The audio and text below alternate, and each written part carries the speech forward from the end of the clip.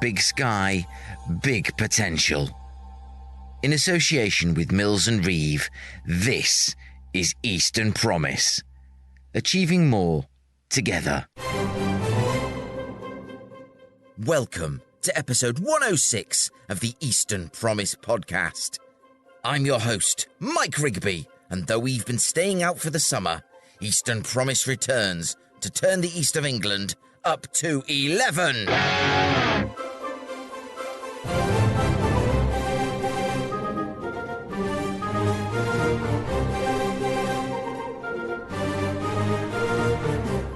Innovation, entrepreneurial skill, scaling up and spinning out.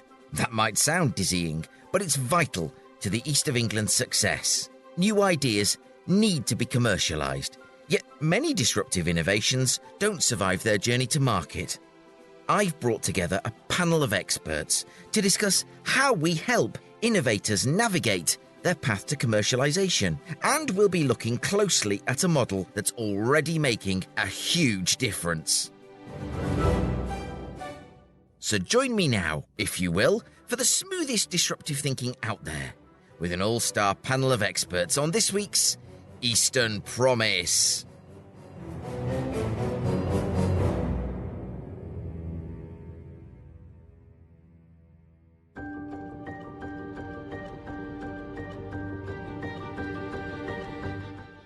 If the East of England is anything, it is the region of ideas. From Cambridge, Norwich, Ipswich, Colchester, and more, there are any number of disruptive innovators working on their ideas, hoping to take the world by storm. However, commercialisation is a very, very tough needle to thread. In fact, to stick with the needlework metaphor, it's threading a needle whilst in a storm, wearing mittens and a blindfold. There are any number of problems, challenges and sticking points, all of which will need to be overcome.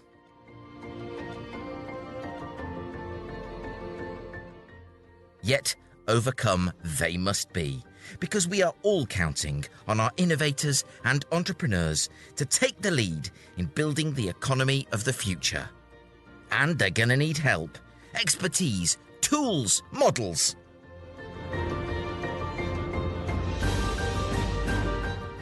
And so, I put out the call for the most expert panel I could find.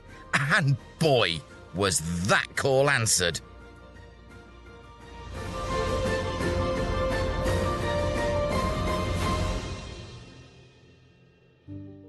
Well, here we are in a room with probably one of the best views of Cambridge, the 6th floor of Britannic House, home of our very good friends at Mills and Reeve. And I have perhaps one of the most distinguished panels I've ever had on this podcast. I'm really, really chuffed to be here and try and moderate this discussion around one of the most important issues facing innovation in our region, and that's commercialisation, how we drive and deliver impact, social and commercial value. And I'm going to invite my panel, starting with Uday, to introduce yourself, please. So my name's Uday Phadke. I've been part of the Cambridge ecosystem for over 30 years now.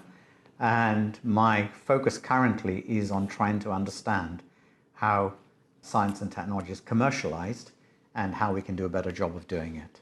Fantastic. Kathryn. Hi, I'm Kathryn Chapman, and I have been in Cambridge for about 6 or 7 years now. So I set up the Milner Therapeutics Institute, and then I've set up the innovation strategy and accelerator programs at Babraham Research Campus, and I'm incoming executive director of Innovate Cambridge. And we just take this very brief opportunity to welcome you to that role, because I know a lot of people in this ecosystem are very excited. Tabitha Goldstaff has done a fantastic job, and we wish you all the best, and hopefully we're going to be riding right along with you on that journey here on Eastern Promise. Thank you. Thank you. I got those words out in the end. That was a bit of a word salad, but I got there. And from our good friends at Mills and Reeve, we welcome... So I'm James Fry. I'm a partner and head of life sciences at Mills and Reeve. We've been embedded within the Cambridge ecosystem for years and years and years and years. So we have a full service practice and supporting emerging biotech, life sciences businesses. Then as they scale, we also support sort of large corporates as well. I'm a chemist turned lawyer, and my specific focus is in relation to sort of helping businesses to build their pipelines, their products, their IP strategy, and supporting them on their journey. That's incredible. You took me back very briefly there to my one failed year of A-level chemistry, when you're doing titrations and everyone else gets the right result and you're sort of wondering why yours is totally wrong. Or perhaps that's just me. Who knows? So, we'll start with you, Uday. We talked very briefly, and listeners can go back into the very depths and of the podcast history and find the valley of death. The point between when you start an innovation, you're starting your commercialisation journey, between your money running out and your first investor coming on board. But you've got a very interesting take that kind of takes that apart and rebuilds it. How would you characterise that? Yeah, so that's interesting. I mean, I should say that what I'm about to say is based on about 10 years of global research. And I started that research based at the Judge Business School in Cambridge, because I'd been an entrepreneur, invested in lots of businesses. And I asked myself the question one day, if we're such clever folk, how come we screw up every time, but in different ways, when we work with growth companies? And so that data-driven insight led us to understand that essentially the process of translating science and technology-based innovation to creating commercial impact can be clearly mapped. It's driven by the diffusion equation, which those of you who ever did maths at A-level will recognize. But essentially, the simple summary is there is no value of death. There are three chasms. There are three hurdles that you have to cross. And we are very, very good at crossing that first chasm in the UK. We have an incredibly strong science and tech base, but not so good at the second and the third. So, Kathryn, when do you, at Babraham, when do you get involved in the journey? Very, very early. So I should say that Uday and I have known each other a long time, because my career is all about trying to look at the science base and create real-world applications around that science. And, we spend a lot of time thinking, well, what's the best mechanism to do that? How can we talk to academics and help them to understand what the application might be and why they might want to commercialise their research and innovate with their research? And so at the Babraham, what we do is evolve accelerator programmes. We've had 6 accelerator programmes so far, annually, and we look at how we can improve those. And actually, one of the issues we have is, how do you assess where a company currently is? How do you find out how do you put a bespoke plan together for that idea or proposition or company to actually get to the market? And that's how Uday and I got talking and said, well, Triple Chasm is the answer here, actually, because what you've got are vectors that are objective, that companies can actually use practically to work out where they're weak, where they're strong, and it's objective. So actually, I think Uday has got all of the academic research behind the Triple Chasm method, and what we do is we pull it in and make it really practically applicable to academics and early stage founders. Well, we'll get into a sort of exemplar journey across the chasms in a second, but James, I just want to bring you in at that point, perhaps reflect on what you've heard and where Mills and Reeve perhaps might enter the journey. So we like to get involved very early on, and we act on a lot of sort of university startups, spin-outs coming out of the University of Cambridge and elsewhere. I think our principal role is threefold, particularly with a lot of our startup clients. It's about building value, first of all, so that is helping with the investment journey. It's building the IP portfolio. It's about managing risk for our clients in terms of their contracting. You could easily do a very early stage deal that then would close down opportunities further down the line. I think the third thing that where we add value is in terms of connections and connectivity within the broader network. So within the investor base, we have a very, very broad client base as well, so able to sort of connect clients and sort of facilitate that kind of ecosystem and those very rich discussions.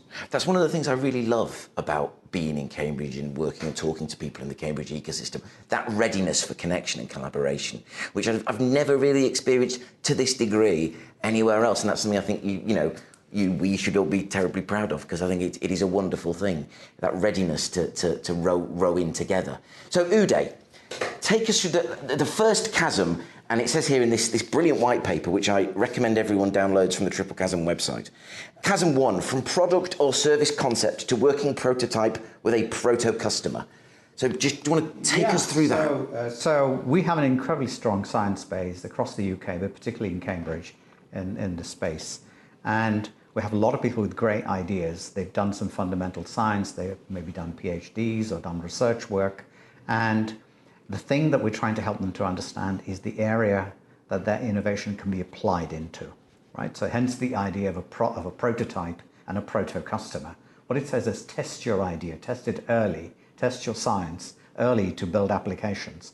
And that's what Kathryn and her team are doing at Babraham, is encouraging and supporting scientists to actually build those early prototypes. So that's what Chasm 1 is about.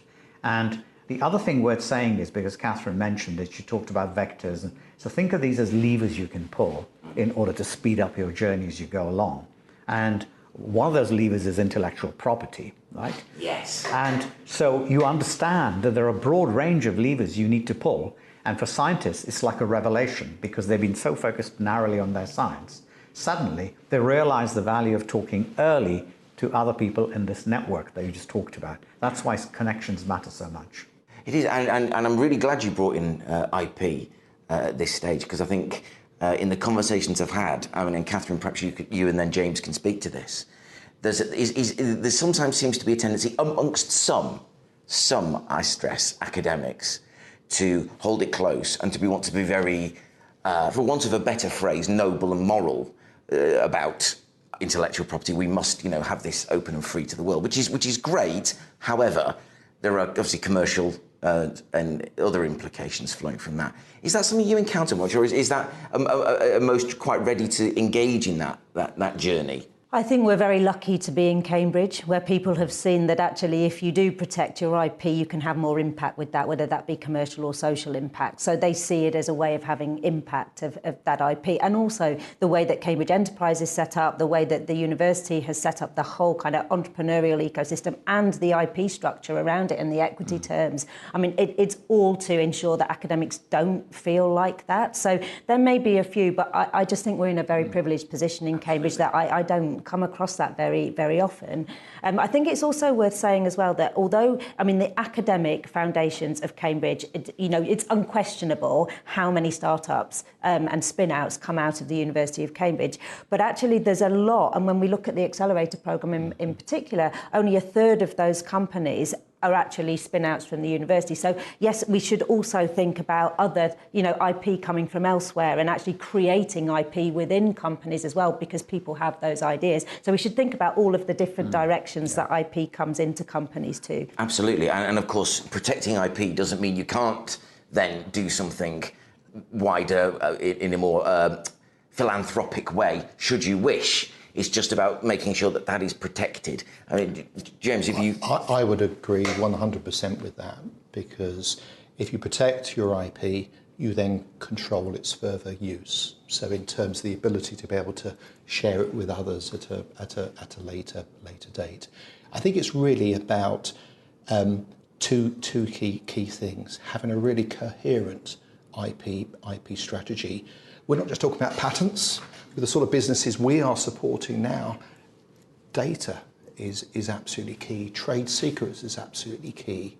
So you don't need this very, very broad patent portfolio. It's about understanding all those different IP levers that you can use within your business. But it's also maintaining focus. It's looking at that end game, that regulatory pathway, and then developing an IP strategy, an IP approach that is going to support your business and the focus of your business going forward. Can I add something to this? Because you mentioned this.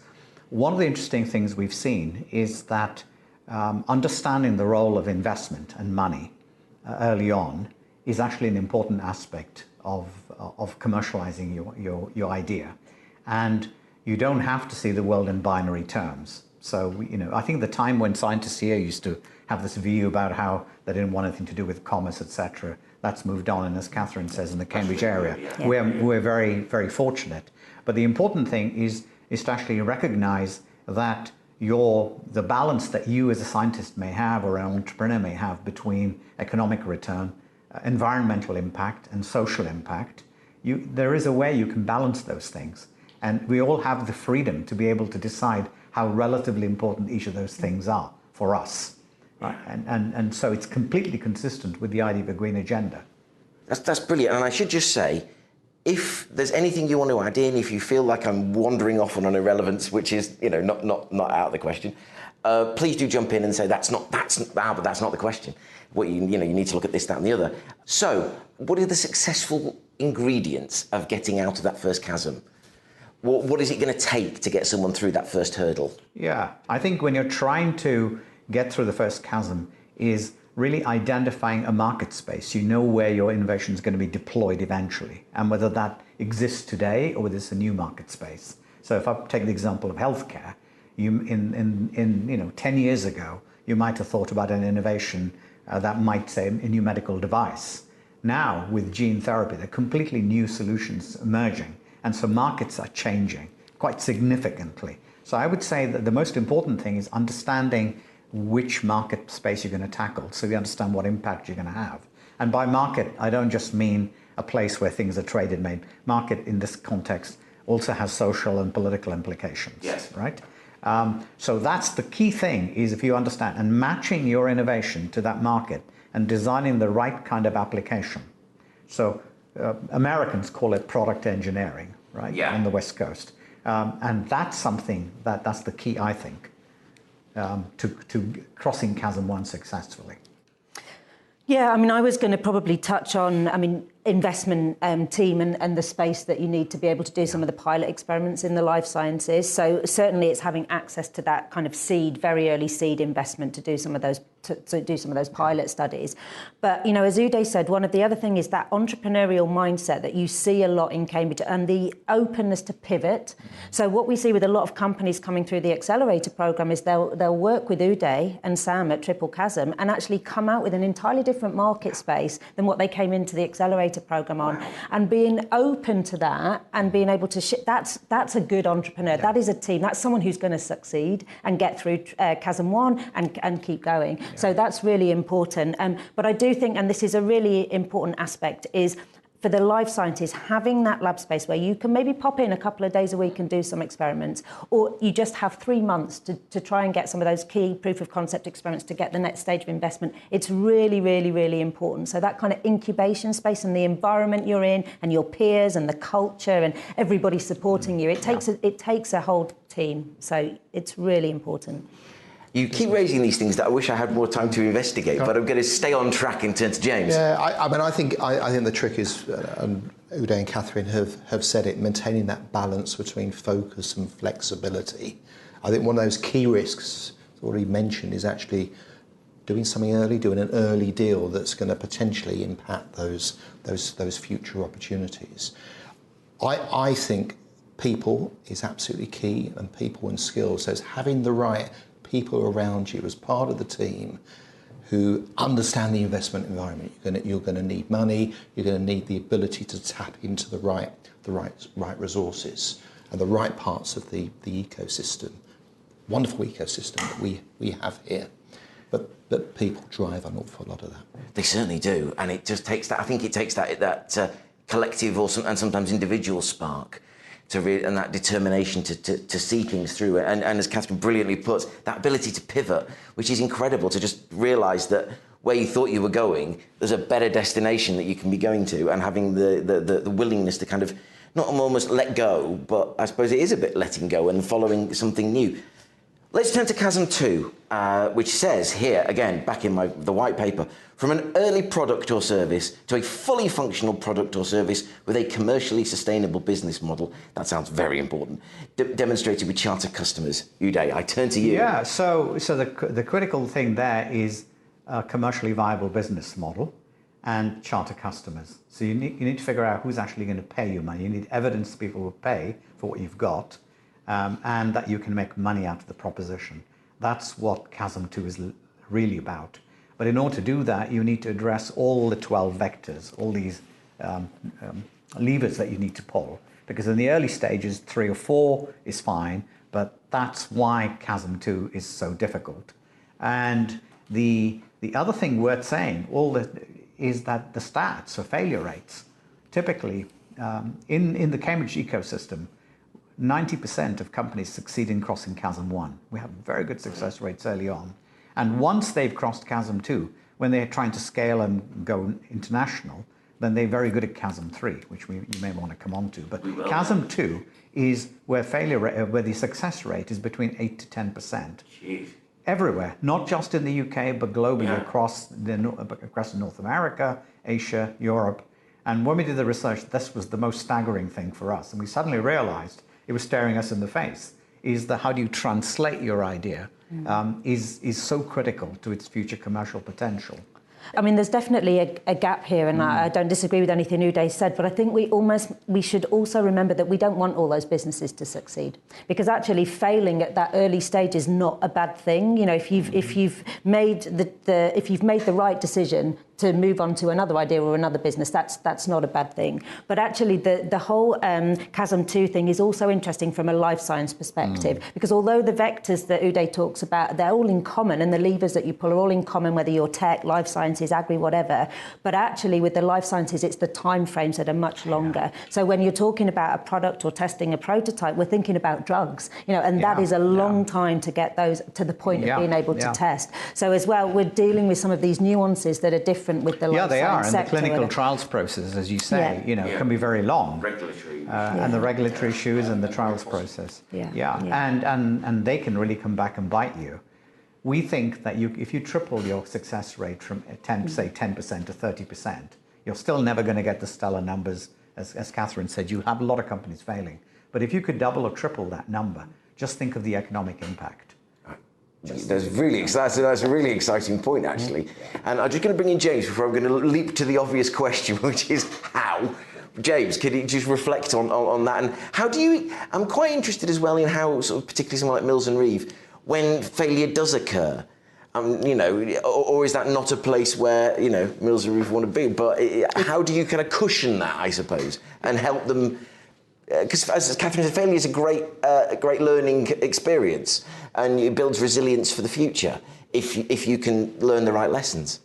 Absolutely. Again, it comes back to having the right team around you to understand those risks. So if you do need to pivot away from your core focus into something else, you're able to do that in quite an agile way. I think the business we're in, and Kathryn and Uday have already alluded to it, it's the timelines. So it's really when you get to Chasm 2, I think some of those key issues are really understanding the regulatory pathway and doing everything with that in mind. In terms of the end game, it's understanding your customers, who's going to pay for your product, but that's going to define how you develop your products from then on in.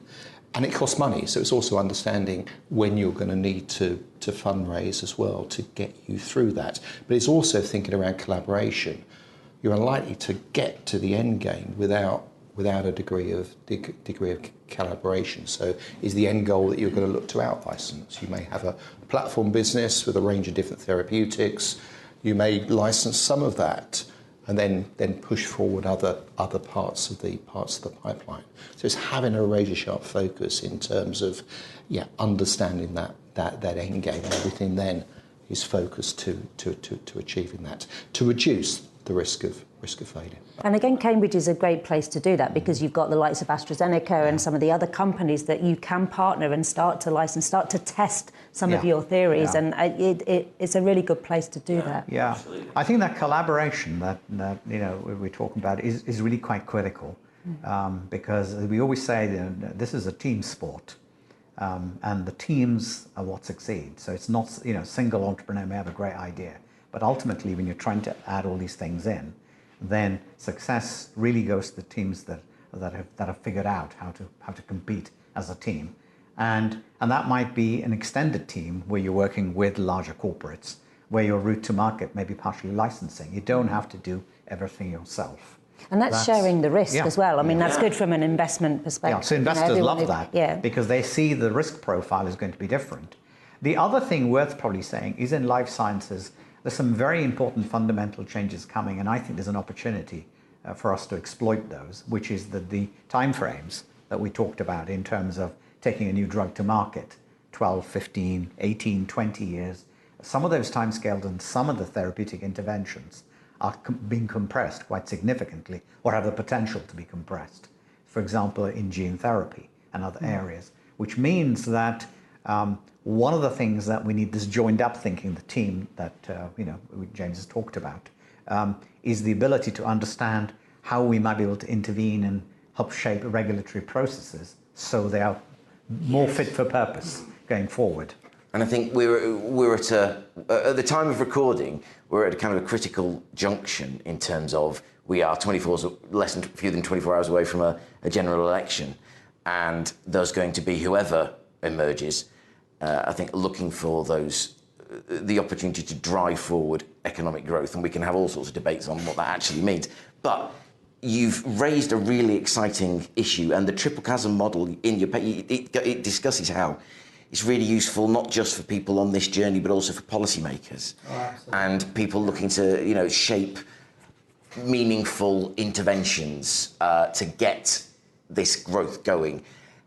In terms of getting people across Chasm 2, what would you say, and I'll go around the group here, what would you say the key interventions that would, certainly in the Cambridge ecosystem, get that 30% successful journey across Chasm 2? So, Kathryn, do you want to lead on this? You go. So, you can keep moving. So I think the thing is, firstly, is recognizing what the challenge is, which we've now pointed out. So one is knowing what the problem is, and the second is then have a dedicated set of plans in order to shape companies to get across Chasm 2. So I think we need more interventions. So we have, in the UK, we have some terrific accelerators. Kathryn her team run an accelerator. We have, close to 200 now in the UK. There's a lot more than 200. There's about 750 accelerators in the UK. So we have all these places where we're doing this stuff. Yeah. I think what we need to see is more directed intervention around Chasm 2. Yeah. And so one of the messages for policymakers is, instead of just thinking about just very simplistically saying we need to spend 2.8% of GDP, of our GDP on R&D, it's not the absolute percentage that matters. It's the allocation of resource and the follow through. And so government can and should enable more funding to go into the areas. So that's one critical message. And I personally think crowding in funding is the way to go. So you actually reduce the risk profile so that private investors will come in earlier, not just say, why aren't pension funds investing in our growth? So that's one critical area that government can do, is really make sure the resources, the financial resources are made available. The other is to address all the other resources that they can provide. So in healthcare, for example, what we do with NHS and how trials are run in the NHS, how data is handled in the NHS, could have a very significant impact on the timeline. Yeah, I was going to say that as one of the things. So, I mean, when you first asked the question, you talked about Triple Chasm as a tool and the interventions and things that you might be able to put in place. And certainly what Triple Chasm enables you to do is to look at your company in comparison with maybe another 300 companies that are at the same stage, just trying to get over Chasm 2. You can look at the ones that have been successful and you can see how your company looks different. So that visually, and then you can say, okay, well, I haven't got my IP strategy sorted, or whatever it is that has to get you over there, or I need more investment to scale up, whatever. But you can identify it because of the work that Uday's been doing over the last 10 years and has that database, which is great. But you can also look. So I said there were 750 accelerators. Some of those, and you probably heard me say this before, are stagnators. So you basically jump from accelerator to accelerator and hop, and the interventions are not effective. You're not progressing the company. You're just getting a little bit more money, a little bit more network, and really it should have been dropped sooner. So what the Triple Chasm model again enables you to do is to compare whether accelerators and interventions against one another, and also compare cohorts against one another. So I can look at Accelerator Babraham last year and look at how it's doing with Accelerator Babraham this year. So it gives you all of the tools tools to be able, and government the tools, to be able to look at the interventions that they're funding and see if they're effective or not, as well as the companies. But I would say the critical thing, I think, particularly in Cambridge here, because we have the whole bench to bedside, right? You could do everything here in one place. And I think what needs unlocking, as you said, are the incentives in the NHS for somewhere like Addenbrooke's and the biomedical campus to be a test bed for the innovations that are coming out of Cambridge. Absolutely. So things like the O'Shaughnessy review that are putting incentives in place for the NHS to innovate as well as test products that are coming out. Absolutely perfect. That's the kind of thing that we should one of be the practical focused on. things we're doing is we're actually trying to do something in practice to be able to show policymakers how it can be done, rather than talk about the need for it to be done. And so we're setting up a Centre for Commercialisation, a Chasm 2 crossing intervention, like an accelerator at Stevenage. And that's going to be done jointly with the key accelerators like Babraham and others, where they'll feed in these innovations.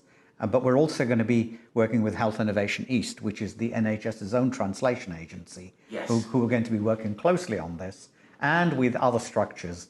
So we actually want to join stuff up and show how it can be done. There's two additional supplementary points from me. I agree in terms of funding. I think we're great in terms of early stage funding within the UK. We always have been. I think part of the issue tends to be a bit of a gap in terms of scale up funding. So we need to get better at that. And I think one of the issues, particularly for biotech companies, is if you don't sit in the standard peg, it can be difficult for you to find that funding. So it's about diversity, variety of funding. If you look at the US, you've got all those different models, sizes are bigger as well. So, and I think though that the different modes of funding will, I suppose, reduce the risk of failure for those businesses. The other thing is, I think, the connectivity between different ecosystems. So that's looking at your different life sciences ecosystems, and I think Cambridge, in particular, East of England, has a role to play in terms of leading that. I often think about that the UK market and actually having all the ecosystems sort of working together in a really coordinated way. But it's also the connectivity between the life sciences ecosystems and those other related ecosystems. If we talk about healthcare, NHS, we may go on to talk about sort of agri-tech and food and agri, where there are a lot of those platform technologies, they cross over as well. And I think the UK has a massive differentiator in terms of some of those connectivities between different ecosystems. Yeah, probably one other thing worth mentioning is that what we've seen is that if you want to get impact and growth, then you've got to think much more broadly than just the technology. And so we've been very good, remember David Willits and his 8 great technologies. That was great. But technologies move very fast. They cycle again. Today it's AI, tomorrow it might be quantum. And so the application of those technologies into different market spaces is really where the big challenge and the opportunity lies, right? So you've got the innovation, but then you've got the adaptation and the diffusion. And sometimes we don't spend enough time on the adaptation and the diffusion because we're doing all of this stuff up front, which is brilliant. But we need to make sure that we're also having time and concentrated effort on the adaptation and the diffusion. And that's where the whole inclusive innovation comes in as well. The other thing, because James mentioned it, is that, the Research Development Society in the UK have just published a new blueprint for industrial strategy, which actually underlying framework is based on the Triple Chasm. So they use the framework and tools. They published this blueprint, I think it went live on Monday, right? Timed in order to influence politicians' in trays. But what that also says is, and that talks to the UK angle that James talked about looking at a broader picture across the UK in terms of accelerator stuff. But also it has a global dimension because we don't.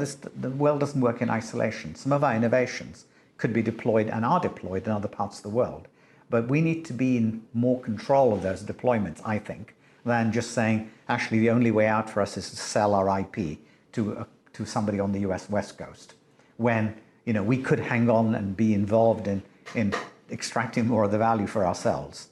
And so I think the kind of the hub and spoke model of Cambridge around the UK and the hub and spoke model around other parts of the world. I mean, Cambridge already has great linkages with the East Coast, with MIT and with Stanford, the West Coast, and even places like the National Centre for Biological Sciences in Bangalore. So we've got the seed corn for this stuff that we could build on. And we have the space to scale up and grow. And I like your comment, James, about the UK being as one, because actually you can think that the idea might have come from Cambridge, but the product can be built in Britain, you know, if that, even whether that's a drug or any technology, Absolutely. right? Yeah. And you know, we should be leveraging the powerhouses of Manchester, you know, the scale of Manchester, the talent that's coming out of Manchester, the university, and but also, you know, the new investors and Northern Gritstone, and we should be combining resources here because we have this really mature ecosystem here in Cambridge, but we can tap in to lots of other brilliant ecosystems around the UK so that we can do the best for the whole of the UK. Chasm 3 is where you're scaling, where you're actually getting the large numbers, you're getting into international markets or other places. Once you have your charter customers, once you've got your first sets of customers, and you know how you're going to make money, you have a sustainable business model, if you like, commercially viable business model, then you can actually distribute that quite more powerfully. And so that's why Chasm 3 is much more successful, which is basically, it's the scaling chasm. We can add numbers in. And all the vectors, the number of vectors that matter, the key levers you can pull, reduce again at Chasm 3. Because you're not worrying about technology so much, you're not worrying about IP so much, because all those things are fixed, they're sorted. Now you're really thinking about which channels do I hit, how many more customers can I reach, am I going to try and get this product into southern China or into Central Africa? I mean, you know, if you think about what happened during the COVID period, it's really quite fascinating, the development of the vaccine by the team in Oxford and the pilot manufacturing, which had to be put in an emergency basis for pilot manufacturing. Just imagine if we'd had that kind of facility available for biotech companies on an ongoing basis to be able to do that. But instead, we had this kind of difficult conversation where we were trying to outsource pilot manufacture through AZ to places like the Serum Institute in India and stuff like that. So scaling, once you've done this stuff, then scaling becomes, that's the time when you invoke all our friends in the Department of Business and Trade to say, can you get me some contacts? Can we set up some conversations? We're on a sales mission. Yeah, so I mean, I'm going to talk about this from a little bit from an Innovate Cambridge perspective, because I think what's important here is it's these companies that get past Chasm 3 that are actually going to have the big impact back from an economic growth perspective. So once a company gets to that stage, that's when, you know, they're investing back into the UK in terms of infrastructure, in terms of public services, and it's bringing the whole of the UK up. So the more companies we get to this stage, obviously that's why we fund innovation in the first place. Yeah. So the more we have, success breeds success. So it's absolutely critical, and then it becomes policy as to how does all of that investment and those companies' success, how does then get ploughed back into the economy, but also into public services? It then becomes a policy issue, but our job is to create more of them. Yeah, and probably worth saying, we're talking about real scale-up companies which are going to reinvest in people, in technology, in science, in the area, right? And to my mind, we're not talking about unicorns, which are mythical creatures, which are companies that have amazing valuations one day, which are artificially manufactured most of the time by types of investors, and they can crash again. So unicorns are not sustainable. That's the problem. You need proper scaling companies. Historically, the UK in the 80s and 90s, we had quite a lot of these industrial giants. I'm old enough now to remember companies like GC, Plessey, and people like that, Rolls-Royce, right? Who actually put a lot of effort back into supporting the ecosystem that they were part of. And if you look in the life sciences, we've had GSK, AZ, number of changes, etc. But if we could get these companies to grow and be like the anchors for this stuff, then it would really transform what we can do.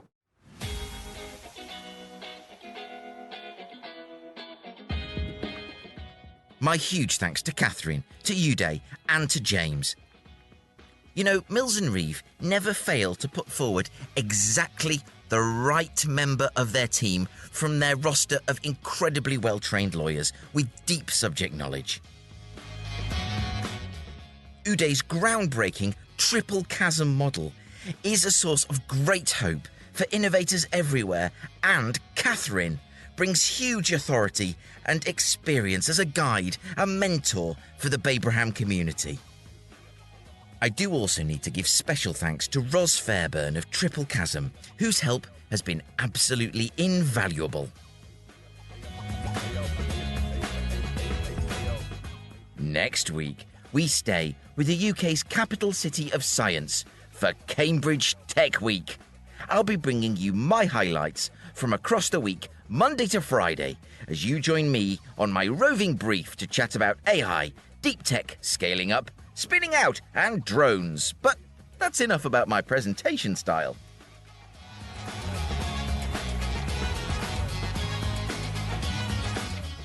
In the meantime, thank you so much for your company. And join me again next week on your podcast provider of choice. Until then, bye for now. To hear other episodes of the Eastern Promise podcast and to find out more about what we do, go to our website at easternpromise.org.uk.